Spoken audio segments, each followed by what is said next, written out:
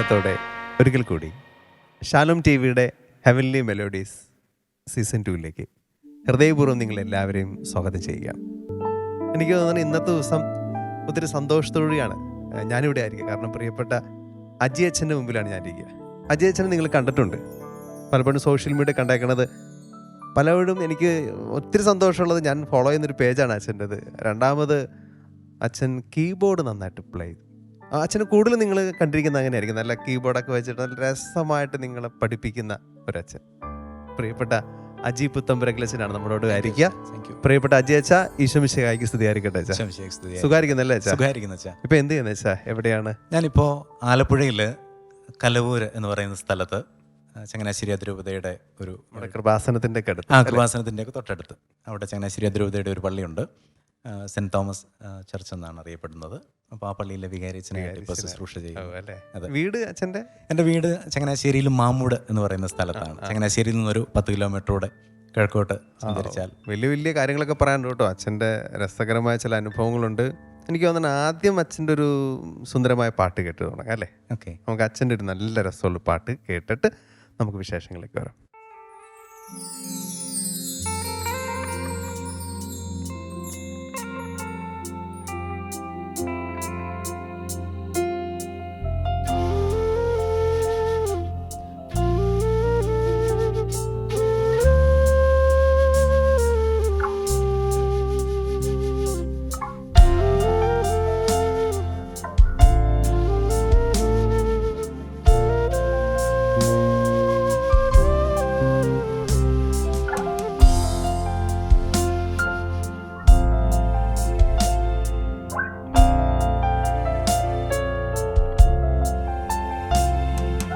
നിന്ദാനം ഞാൻ അനുഭവിച്ചു, നിൻ സ്നേഹം ഞാൻ രുചിച്ചറിഞ്ഞു.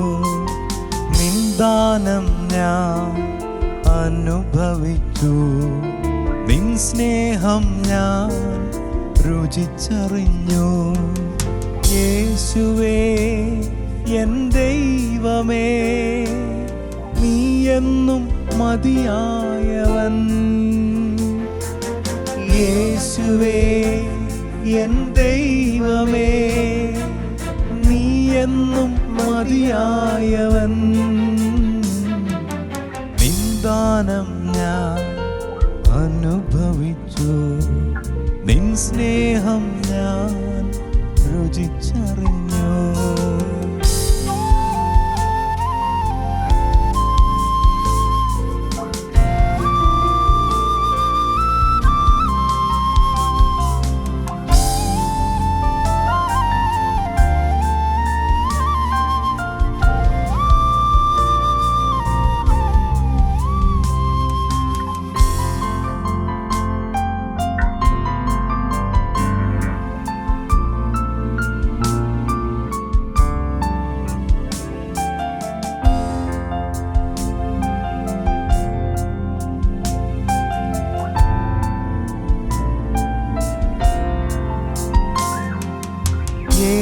യേശുവെനിക്കു ചെയ്ത നന്മകളോർത്തിടുമ്പോൾ, യേശുവെനിക്കു ചെയ്ത നന്മകളോർത്തിടുമ്പോൾ, നന്ദി കൊണ്ടെൻ മനം പാടിടും സ്തോത്രഗാനത്തിൻ പല്ലവി. നന്ദി കൊണ്ടെൻ മനം പാടിടുമേ സ്തോത്രഗാനത്തിൻ പല്ലവികൾ. യേശുവേ എൻ ദൈവമേ, നീ എന്നും മതിയായവൻ. യേശുവേ എൻ ദൈവമേ, നീ എന്നും മതിയായവൻ. നിന്ദാനം ഞാൻ അനുഭവിച്ചു, നിൻ സ്നേഹം ഞാൻ രുചിച്ചറിഞ്ഞു.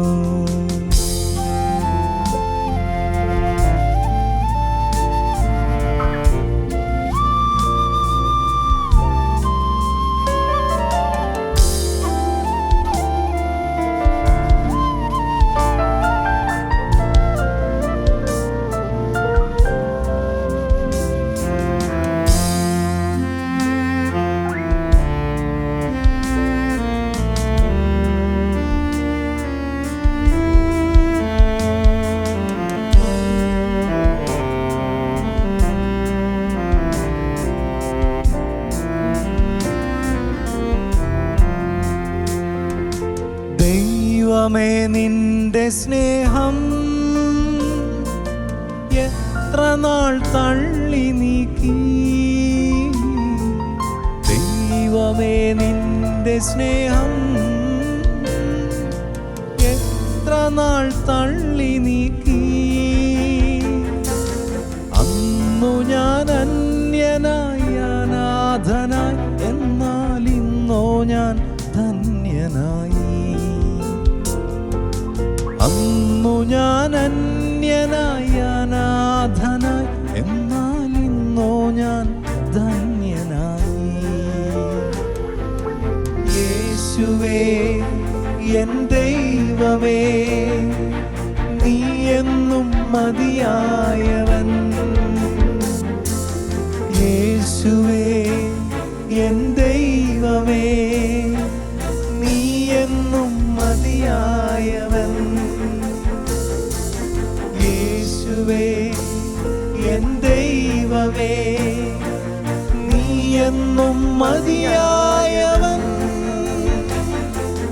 യേശുവേ എൻ ദൈവമേ, നീ എന്നും മതിയായവൻ.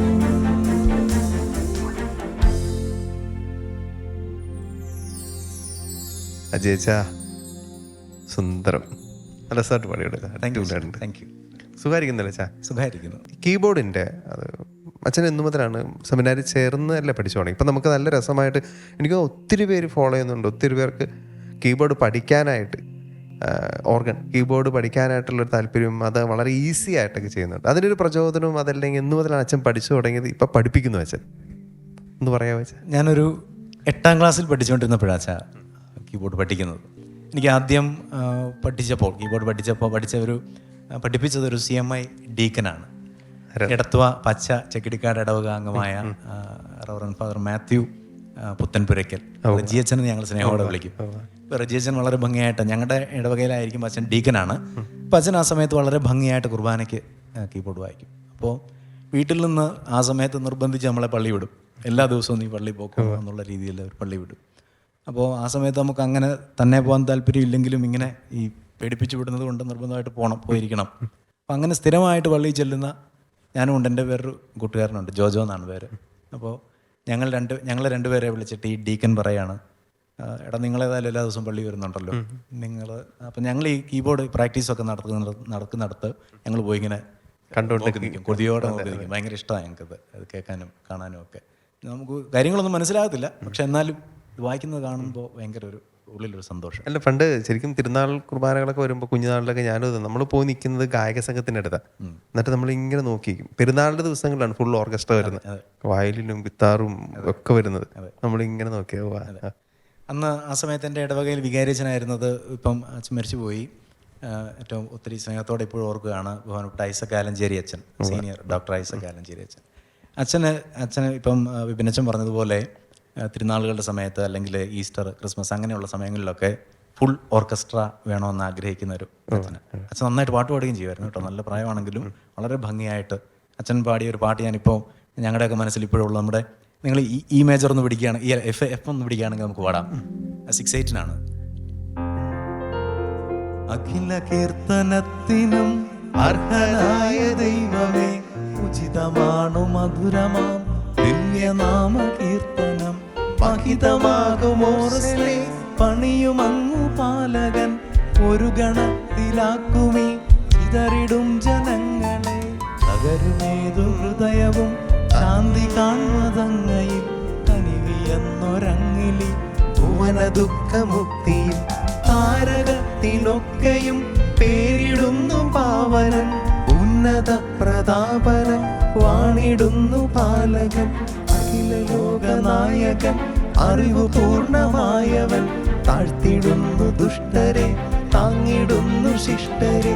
കീർത്തനങ്ങൾ പാടിടാം വാഴ്ത്തിടാം മഹേശ്വരെ, കിന്നരങ്ങൾ മീട്ടിയ നാമഗീതി പാടിടാം. ഈ സാധനം, ഈ പാട്ട് ശരിക്കും നമ്മുടെ സിറോ മലബാർ കുർബാനയിലെ സങ്കീർത്തനമാണ്. പക്ഷെ ഇതാദ്യം ഞങ്ങൾ കേൾക്കുന്നത് എന്ന് പറഞ്ഞാൽ, ഇപ്പോൾ എൻ്റെ ഓർമ്മ വെച്ച കാലം മുതൽ എല്ലാ ദിവസവും പള്ളിയിൽ പോകുന്നുണ്ട്, പക്ഷേ ആദ്യം പാടി കേൾക്കുന്ന ഐസക് ആലഞ്ചേരി അച്ഛനിൽ നിന്നാണ്. അപ്പോൾ ഇടവക്കാർക്കെല്ലാം വീട്ടിലൊക്കെ ഇതിങ്ങനെ സംസാരിക്കും ഇതിനെക്കുറിച്ച്. അത് എന്ത് രസമായിട്ട് അച്ഛൻ വിചാരിച്ചൻ പാട്ട് പാടുന്നതിനെക്കുറിച്ചൊക്കെ സംസാരിക്കും. അപ്പോൾ ഞങ്ങൾക്കും ഇതിനോട് നമുക്ക് ഓൾറെഡി ഒരു കൊതിയുണ്ട്. പ്രത്യേകിച്ച് കുഞ്ഞുനാളിൽ ഈ പാട്ടിനോട് ഒരു ആവേശം തോന്നും. അതിന്റെ ബീറ്റൊക്കെ കേൾക്കുമ്പോഴേ നമുക്ക് അതിനോടൊരു മുദ്രാവാക്യം ഒരു സ്റ്റൈലിലാണ്. അപ്പോൾ ആ അച്ഛന് ഇതിനകത്ത് വളരെ പ്രാധാന്യം ഉണ്ടായിരുന്നു മ്യൂസിക് ബോഡി. കാരണം ഞാൻ അങ്ങനെ പറയാൻ കാര്യം എന്താണെന്നറിയാമോ, ഞാൻ ആദ്യം ബേസിക്സ് കീബോർഡ് പഠിച്ചത് ഞാൻ പറഞ്ഞില്ലേ, ജോജോ എന്ന് പറയുന്ന കൂട്ടുകാരൻ്റെ കീബോർഡിലാണ്. അതിലാണ് കുർബാന കംപ്ലീറ്റ് വായിക്കാൻ പഠിച്ചത് കേട്ടോ. അപ്പോൾ ഏകദേശം ഒന്ന് വായിക്കാൻ റെഡി ആയി കഴിഞ്ഞപ്പോഴത്തേന് ഐസക്കാലം ചേച്ചി വികാരിച്ചം വിളിച്ചിട്ട് പറയുകയാണ്, നിങ്ങൾ രണ്ടുപേരും ഒരു കാര്യം ചെയ്തു, വലിയ കീബോർഡ് കയ്യിലില്ലല്ലോ, അപ്പം പള്ളിയുടെ കീബോർഡിൽ പ്രാക്ടീസ് ചെയ്തു. അപ്പോൾ അന്ന് യമഹയുടെ PSR 520 എന്ന് പറയുന്ന ഒരു കീബോർഡ്, ഒരു മഞ്ഞ ലൈറ്റൊക്കെ ഉള്ള ഒരു സാധനം ഇല്ലേ, അന്നത്തെ ടോപ്പ് കീബോർഡ്. അന്നത്തെ അതിന് എനിക്ക് തോന്നുന്നു ഫ്ലോപ്പി ഒന്നും ഇടത്തില്ല, ഫ്ലോപ്പി ഇല്ല, പെൻഡ്രൈവ് ഇല്ല. അതിൽ തന്നെ കുറച്ച് സേവ് ചെയ്യാൻ പറ്റും. ഒരു പാട്ടിന്റെ 3 പാട്ടോ മറ്റോ സേവ് ചെയ്യാൻ പറ്റും. അത് കാട്രിഡ്ജ് ഇടാം, മുകളിൽ നിന്ന് ഇങ്ങനെ താഴോട്ടിറക്കി ഇടത്തില്ല, അങ്ങനെ ഒരു സാധനം ഇടാവുന്ന ഒരു കീബോർഡായിരുന്നു.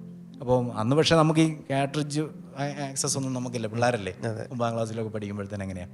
അപ്പോൾ അങ്ങനെ ഞാൻ പറഞ്ഞു വന്നത്, പഠിച്ചത് മുഴുവൻ ഒന്നെങ്കിൽ പള്ളിയുടെ സപ്പോർട്ട്, അതുപോലെ കൂട്ടുകാരൻ്റെ സപ്പോർട്ട്, അതുപോലെ വീട്ടിലിത് രസമുണ്ട് കേട്ടോ. വീട്ടിലിതുകൊണ്ട് ഒരു ദിവസം ജോജോ കീബോർഡ് കൊണ്ടുപോയെങ്കിൽ പിറ്റേ ദിവസം ഞാനത് കൊണ്ടുപോകും. ചെറിയ കീബോർഡ്, നമ്മുടെ കാസിയോടെ ചെറിയ കീബോർഡില്ലേ, കൈ പിടിച്ചുകൊണ്ട് പോകാൻ പറ്റുന്നത്, ബാറ്ററി ഇട്ട് കേൾക്കുന്നത്, അതാ. അപ്പോൾ വീട്ടിൽ ചെന്ന് പ്രാക്ടീസ് ചെയ്യുമ്പം ഉള്ള ഒരു രസം എന്ന് പറഞ്ഞാൽ, ഈ നമുക്കിത് പ്രാന്തായതുകൊണ്ട് രാത്രി 2 മണി വരെയൊക്കെ ഇരുന്നുകൊണ്ട് പാട്ട് തപ്പി കണ്ടുപിടിക്കാൻ വേണ്ടിയുള്ള തീക്ഷ്ണതയായിരിക്കും. വല്യപ്പൻ പകല് പറമ്പിലെ ഇതെല്ലാം കഴിഞ്ഞിട്ട് പുള്ളി ഇച്ചിരി ഉറങ്ങാമെന്ന് കിടക്കുന്നുണ്ട്. ആ സമയത്ത് 2 മണിയൊക്കെ ആയി കഴിഞ്ഞാൽ നമുക്ക് പാട്ട് കിട്ടാത്തതുകൊണ്ട് നമ്മൾ ഇതെല്ലാം തപ്പിക്കൊണ്ട് പോകും. അദ്ദേഹത്തിന് സംഗീത സമയത്ത് അപശബ്ദമാവും, പോയി കിടക്കടാ, വെച്ചിട്ട് പോയി കിടക്കടാ, അങ്ങനെ ഉടനെ അത് പറയുമ്പോഴത്തേനും. അപ്പോൾ ഞാൻ ഓർക്കായിരുന്നു. പക്ഷേ എങ്കിൽ പോലും പകലൊക്കെ ഉള്ള സമയത്ത് പ്രാക്ടീസ് ചെയ്യുമ്പോഴത്തേനും വീട്ടിൽ നിന്ന് എല്ലാവരുടെയും ഒരു സപ്പോർട്ട് ഉണ്ടായിരുന്നു. ഇപ്പം അച്ഛൻ പഠിപ്പിക്കുന്നു അല്ലേ? അതെ. നേരത്തെ പഠിക്കാൻ വേണ്ടി ഇങ്ങനെ രസമായിട്ട് പോകുന്നു, ഇപ്പൊ പഠിപ്പിക്കുന്നു. പഠിക്കുന്നുണ്ട് കേട്ടോ, പഠിപ്പിക്കുന്നുണ്ട്. പിന്നെ ഓൺലൈൻ പഠിപ്പിച്ചുകൊണ്ടിരിക്കുന്നു. നല്ല. അതിന് മുമ്പ് ഒരു പാട്ട് നമുക്കൊന്ന് പാടിയല്ലേ? ഓക്കെ.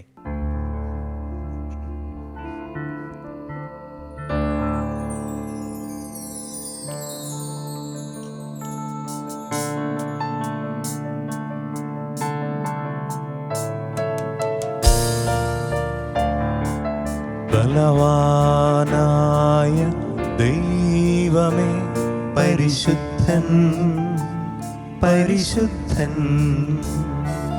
കർത്താവായ ദൈവമേ പരിശുദ്ധൻ, പരിശുദ്ധൻ. ബലവാനായ ദൈവമേ പരിശുദ്ധൻ, പരിശുദ്ധൻ.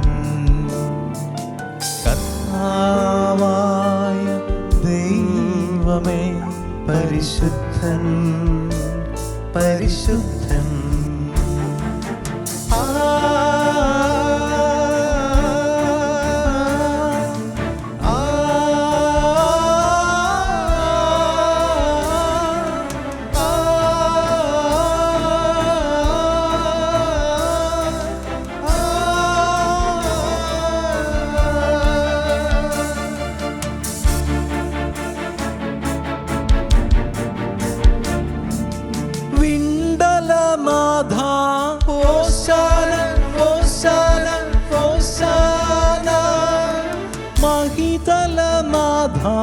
ഹോസാന, ഹോസാന, ഹോസാന.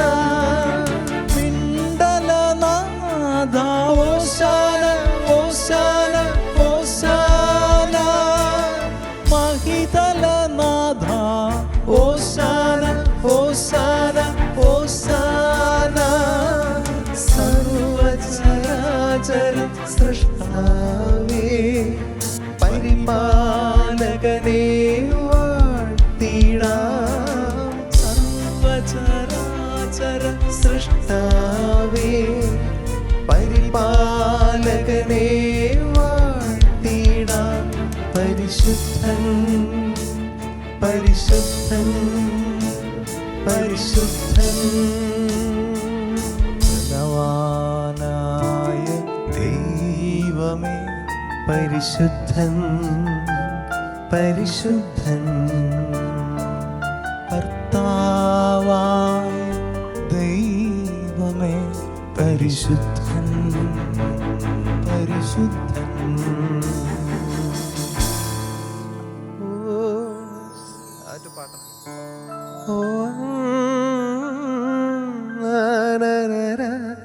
പാടുക മോദമുടേ സകലേശനു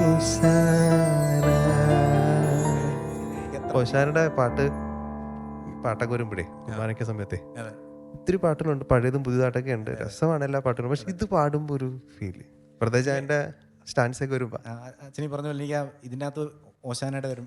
ഓശ നമ്മുടെ ഈശ്വര സതതമില്ല, അതിൻ്റെ അതും ഈ പറഞ്ഞ പോലെ നല്ല ഫീല് കേൾക്കുമ്പോൾ നല്ല ഓശാന ഓശാന ഈശനു സതതം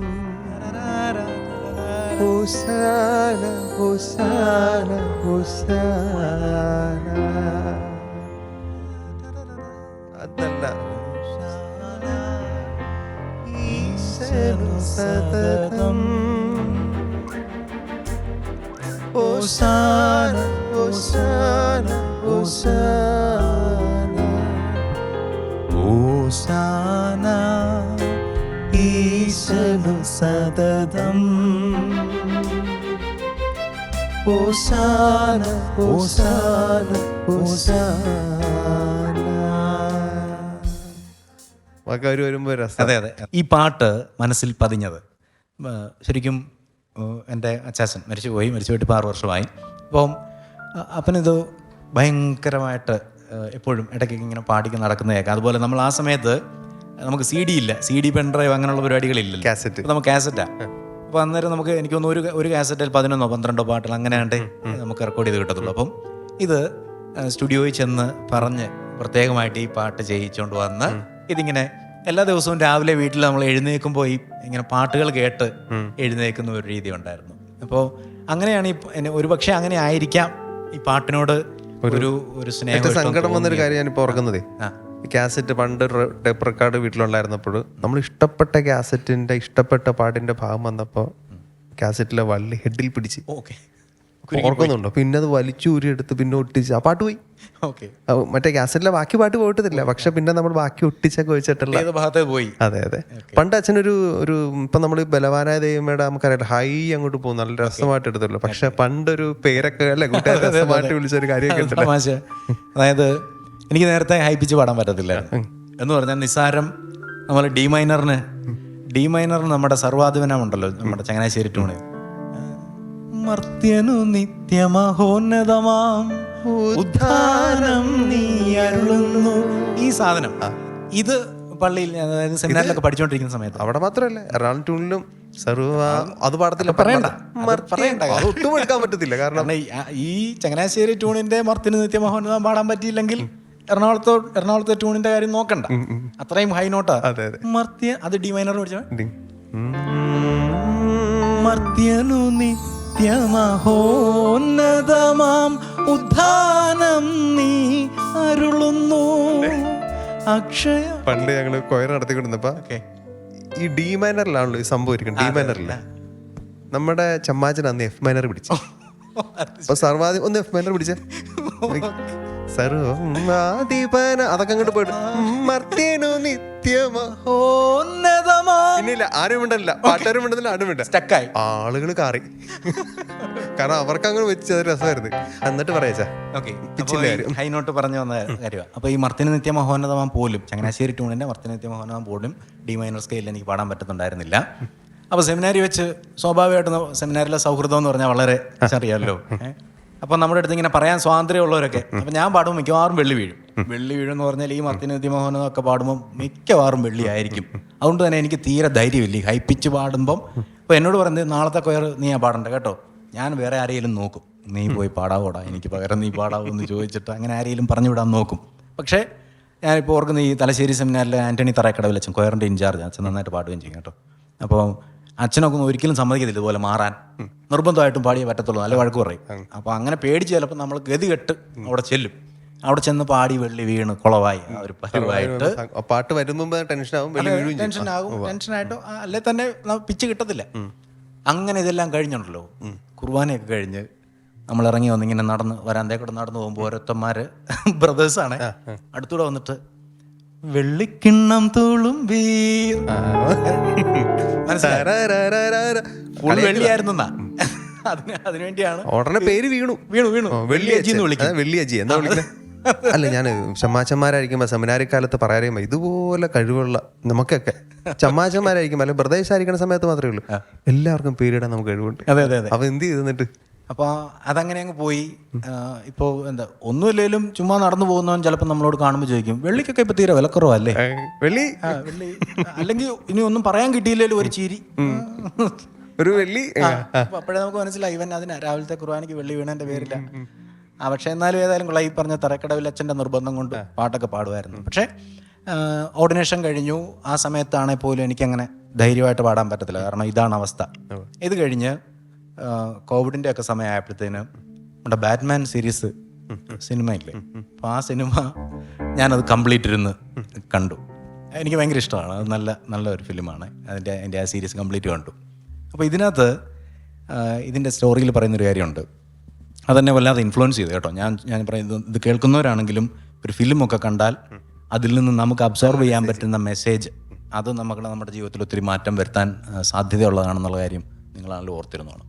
അപ്പോൾ കാര്യം ഇതാണ്, ഈ ബാറ്റ്മാൻ അവന് ഒരു ചെറുപ്പക്കാരനാണ്. അവനെ അപ്പോൾ ഇങ്ങനെ എല്ലാവരെയും നന്നാക്കി എടുക്കണം, അല്ലെങ്കിൽ ചുറ്റുപാടുകളിടത്തെല്ലാം എല്ലായിടത്തും നല്ലതായിരിക്കണം, നല്ല കാര്യങ്ങളായിരിക്കണം നടക്കുന്നത്. അപ്പോൾ അങ്ങനെ ആക്കിയെടുക്കാൻ വേണ്ടി ഇവനൊരു അറ്റംപ്റ്റാണ് നടത്തുന്നത്. അങ്ങനെ ഒരു പരിശ്രമമൊക്കെ നടത്തുമ്പോൾ ഇവൻ ഏറ്റവും ഭയമുള്ള കാര്യം അത് വവ്വാലാണ്. ബാറ്റ് തന്നെ. അപ്പോൾ ഇവൻ ഈ പേരൊക്കെ സെലക്ട് ചെയ്യുന്ന പേര് ഇവൻ്റെ എംബ്ലം അതൊക്കെ സെലക്ട് ചെയ്യുന്നതിന് മുമ്പ് അപ്പോൾ ഇവൻ്റെ വീട്ടിലെ കാര്യങ്ങളൊക്കെ നോക്കുന്ന ഒരു മുതിർന്ന ഒരു ആളുണ്ട്. അപ്പോൾ അദ്ദേഹമാണ് പയ്യനോട് പറയുകയാണ്, മോനെ നീ ബാക്കിയുള്ളതൊക്കെ ശരിയാക്കുന്നതിന് മുൻപ് first you conquer yourself. നിൻ്റെ ഉള്ളിലെ ഭയത്തെ തന്നെ നീ ആദ്യം കോൺക്വർ ചെയ്യും, എന്നിട്ട് നീ ബാക്കിയുള്ളതൊക്കെ റെഡിയാക്കി എടുക്കാൻ പറയാം. അപ്പോൾ എനിക്കിത് കേട്ടപ്പോൾ എടാ ഇത് ഞാൻ എൻ്റെ പാട്ട് എൻ്റെ പേടി വെള്ളി വീഴോ എന്നുള്ള പേടിയും വെച്ചുകൊണ്ടിരുന്ന് എനിക്ക് ആർക്കെങ്കിലും ഏതെങ്കിലും എനിക്ക് കീബോർഡ് അത്യാവശ്യം വായിക്കും. അപ്പോൾ ആരെങ്കിലും ഒന്ന് ഹെൽപ്പ് ചെയ്യാൻ പറ്റുമോ? അല്ലെ പാട്ട് പാടുന്നവരെ എനിക്ക് അങ്ങനെ ഹെൽപ്പ് ചെയ്യാൻ പറ്റത്തില്ലല്ലോ. അപ്പോൾ ഞാൻ ഓർത്തു എന്നാൽ പിന്നെ ഇത് പാടി ഒപ്പിച്ചിട്ടേ ഉള്ളൂ. അപ്പോൾ അങ്ങനെ ഇരിക്കുമ്പോൾ അപ്പോൾ കോവിഡിൻ്റെ സമയത്ത് അന്നേരം ഞാൻ പുളിങ്കുന്ന് കണ്ണാടി പള്ളിയിലെ വികാരിയാണ്. അപ്പോൾ പള്ളിയിലധികം നമുക്ക് ആഘോഷമായ കുർബാനയൊന്നും ഇല്ലാത്തതുകൊണ്ട് പള്ളിയിലെ കീബോർഡ് എൻ്റെ മുറിയിലിരിക്കുക. ഇടയ്ക്ക് ഒന്ന് ഓൺ ചെയ്യണമല്ലോ, അപ്പോൾ അതിനുവേണ്ടി അങ്ങനെ പള്ളിയിലെ കീബോർഡ് മുറിയിൽ വെച്ചിരിക്കുന്നു. അപ്പോൾ ഈ സമയത്ത് എന്നാൽ ക്രിസ്മസിൻ്റെ ഒരു പാട്ട് എഴുതിയേക്കാം എന്ന് കരുതി ആ സമയത്ത് ഒരു പാട്ട് എഴുതി ട്യൂൺ ചെയ്തു. അപ്പോൾ ഈ പാട്ട് എഴുതുമ്പോൾ ഈ ചിന്ത എൻ്റെ മനസ്സിലുണ്ട്, എന്നെക്കൊണ്ട് ഹൈപ്പിച്ച് പാടാൻ പറ്റത്തില്ല. അതുകൊണ്ട് അപ്പോൾ ഈ ബാറ്റ്മാൻ്റെ സിനിമയുടെ കഥയും മനസ്സിലുണ്ട്. നിർബന്ധമായിട്ടും ഞാൻ എഴുതുന്ന പാട്ടിൽ, ഞാൻ ട്യൂൺ ചെയ്യുന്ന പാട്ടിൽ ഒരു ഹൈ നോട്ട് തീർച്ചയായിട്ടും ഉണ്ടായിരിക്കണം. അത് ഞാൻ തന്നെ പാടി അവർക്ക് കൊടുക്കുകയും ചെയ്യും എന്നൊരു അതിനൊരു ശാഠ്യമൊന്നോ ഒരു നിശ്ചയദാർഢ്യമൊന്നോ ഒക്കെ വേണേൽ പറയാം. അത് ഏതായാലും ആ പാട്ട് അങ്ങനെ തന്നെ സെറ്റ് ചെയ്തു കേട്ടോ. അത് ഇ മേജറിനാണ്. നിങ്ങളിപ്പോൾ നോക്കിയാൽ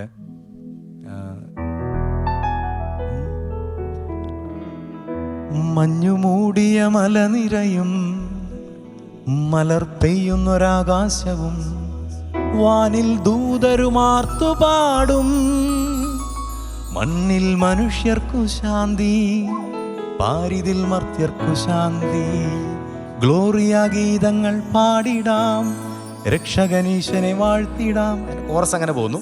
ഇനി സ്റ്റാൻസായിലേക്ക് വരുമ്പോൾ ബത്ലഹേമിലെ പുൽക്കൂടതിൽ നാഥൻ പിറന്ന ദിനം, ബത്ലഹേമിലെ പുൽക്കൂടതിൽ നാഥൻ പിറന്ന ദിനം, മണ്ണിലെ മാനവർക്കായി രക്ഷകൻ പിറന്ന ദിനം,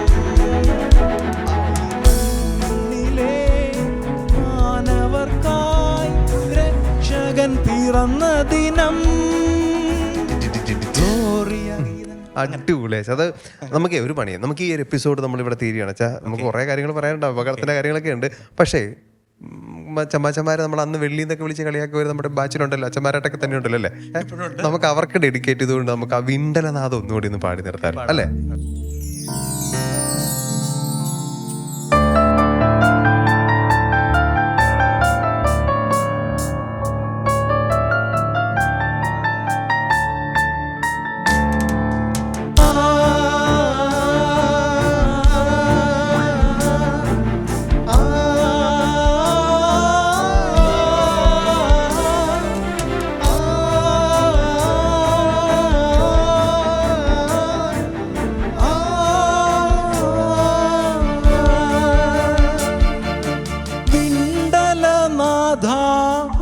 ഹോസാന ഹോസാന ഹോസാന മഹിതലനാഥ ഹോസാന ഹോസാന ഹോസാന പിണ്ടലനാഥ ഹോസാന ഹോസാന ഹോസാന മഹിതലനാഥ ഹോസാന ഹോസാന ഹോസാന